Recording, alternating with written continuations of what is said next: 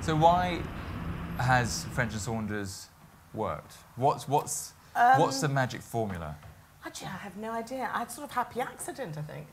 Met as chums at college and just amused each other, and have continued to amuse each other forever. And that's been the only point of it ever, is for me to make her laugh and for her to make me laugh. But I got and friends. I think that's a lot of friendships, isn't it? It is, but we've all got friends who make people laugh, but we haven't got millions of people to watch us on television doing it. Yeah, but you might have if you'd had the idea to go along and start to do that. In fact, I wish more women would do that.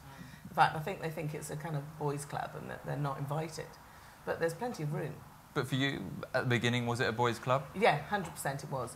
But luckily, it was a kind of PC 80s time when the boys had to open the door, find a tiny little crack, and let a couple of girls in. And we happened to be the girls on that day that they were looking.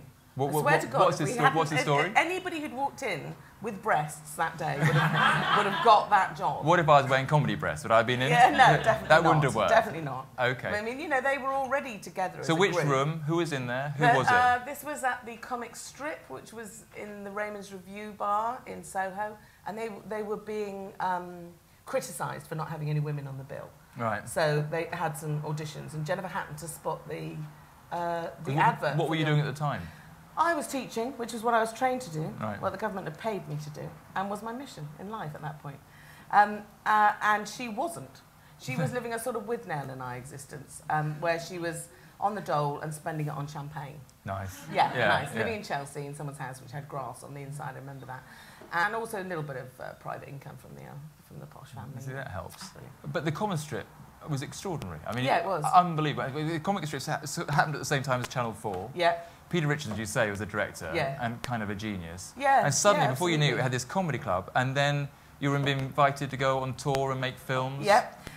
Well, the films were his idea, and I think really that's what he wanted to do. Well, that was his agenda.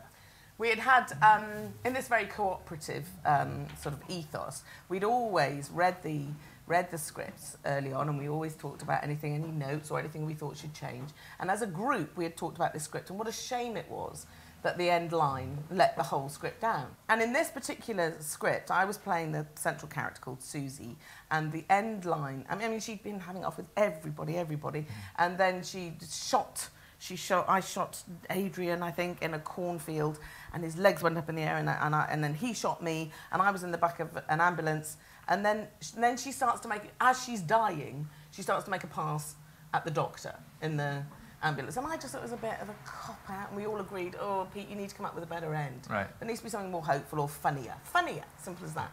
And he said, yep, I will attend to that. And of course he didn't, because he had no intention of changing it. So I got to the line before the end line, and then just gave a sort of sneaky look at the camera. Kind of, this could go either way. Kind of ambiguous kind of moment. I thought, well, they could end on that. It's not great. I'd much rather he wrote a good line. But it's better. But that's better than the shitty line that he had. And then he just waited and waited. There was this horrible moment when I was still trying to keep this look at the camera, and he just went, and cut. Dawn, you seem to have forgotten the last line. I said, no, I haven't forgotten it, Pete. But I'm not going to say it, am I? And he said, shall we go again? And then see if you can remember it. So, okay, so off we go again. And it's really, like I say, the light is going, we're moving a certain way, we're filming a certain way on a road, and, it all has to cut together, and it's tricky. And I thought, oh, God, am I going to give in now? Am I going to give in now? No, I'm not. So I said the lines, and I just went, la, la, la, la, la, la. A very grown-up response. Yeah, very grown-up. Yeah. And then he said, and cut. Yeah. Like that. And he said, is there any point in doing this again? I said, not until you give me the new line. So he said, can I have a little script conference with you outside? Yeah. So we'd like to step outside. I went out, and everybody's, it's all very worrying. And we go outside onto the side of the road in Devon with the light going, and there's a cornfield there. And he says, I don't know, what are you playing at? What are you playing at? What's going on? And then all the veins in his neck start to come out, veins, and he's furious. And he's calling me, he's calling me everything. Yeah. And like this, and how dare you fucking cunt, you've got to fucking do the fucking... I said, no, I'm not saying it. I'm thinking, look at me, I'm being strong, this is great. And I've given him the interesting look. He's got that, for God's sake. And he started poking my shoulder like this. So you will say it, will say it. And I started poking, I will not say it. I will not say it, like this. Then the poking became shoving. Before I knew, we're actually having a proper fight. An actual fight, like I haven't had, except with my brothers when I was 4. Yeah, that is odd. You know, it's fight. And then we're in the cornfield fighting. And the legs are going up in there just like the scene we had just shot. Yeah. It was just absolutely ridiculous. And the wig is like this now. And they get up like this and he goes, just say the fucking line. Like that. And I said, I will not say the fucking line. And he said, right, back in them and we'll do the fucking shot. And I'm right, get back in there. So I'm going to say the line, Pete, and then I'm going home. Yeah. Because we had another week of shooting. Oh, you were going home? So I knew I was going to sabotage the film by doing that. So I will say it, but then I'm packing. So that's the end of me in Trump this film. Trump card. And I get into the position like this, tears, everything. And luckily, the cameraman, who was a good friend of mine, just said, we can't shoot this, Pete. A, the light's gone. B, her face. Continuity. Completely blotchy. Yeah. Can't do it. So Pete said, fine, that's it. Right, drive back to base. And that was the end of it. And I went up to my room and I thought, oh, yeah, I better pack and go because he hates me, I hate him. Yeah.